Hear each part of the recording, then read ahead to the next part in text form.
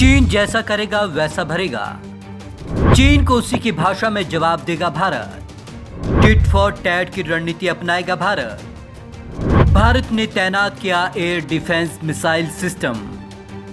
Air defence missile system Akash को किया तैनात। चीन की हरकतों पर नजर रखेगा आकाश।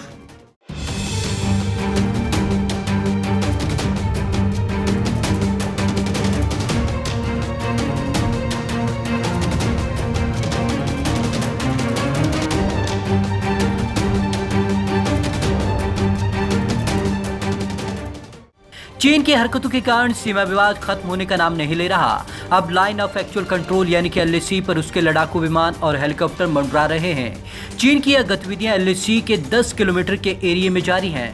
ऐसे में भारत ने भी अब पीपुल्स लिबरेशन आर्मी को उसी की भाषा में जवाब देने की तैयारी कर ली है। एयर मिसाइल डिफेंस सिस्टम तैनात। सैन्य सूत्रों ने न्यूज एजेंसी को बताया कि एलएसी पर चीन के लड़ाकू विमान और हेलीकॉप्टर पर नजर रखने के लिए सेना ने पूर्वी लद्दाख में Akash advance air defence missile system तैनात कर दिया है। इससे भारतीय सेना आसानी से चीन की हरकतों पर नजर रख सकती है। ऐसे में अगर चीन का कोई विमान एलएसी क्रॉस करेगा तो उसे एयर डिफेंस मिसाइल सिस्टम तुरंत मार गिराएगा। तनाव वाले इलाके में उड़ रहे चीनी विमान। दरअसल चीन मई से ही लगातार लद्दाख में घुसपैठ की कोशिश में जुटा हुआ है। 15 जून की रात गलवान में हुई हिंसक झड़प के बाद चीन ने एलएसी पर सेना बढ़ाई है। यही नहीं, कई तरीके की मिसाइल हथियार तोप की तैनाती भी बढ़ा दी है। सुखोई 30 फाइटर प्लेन किए तैनात। चीन की एयरफोर्स ने एलएसी के पास सुखोई 30 जैसे फाइटर प्लेन तैनात किए हैं।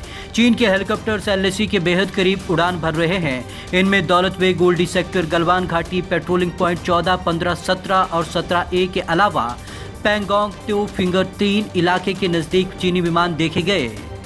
रूस से हाईटेक एयर डिफेंस सिस्टम खरीदेगा भारत। भारतीय सेना ने पूर्वी लद्दाख में आकाश मिसाइलें भी भेजी हैं, जो किसी भी तेज रफ्तार एयरक्राफ्ट या ड्रोन को पलक झपकते ही मार गिराने में सक्षम है। पहाड़ी इलाकों में इस्तेमाल के लिए आकाश मिसाइलों को अपग्रेड किया गया था। इसके अलावा भारत को जल्द ही रूस से S-400 मिसाइल डिफेंस सिस्टम मिलने वाला है। यह लंबी दूरी तक हवाई निगरानी करने के साथ ही दुश्मन की मिसाइलों को गिरा सकता है। Bureau report, Punjab Kesari TV, Chandigarh.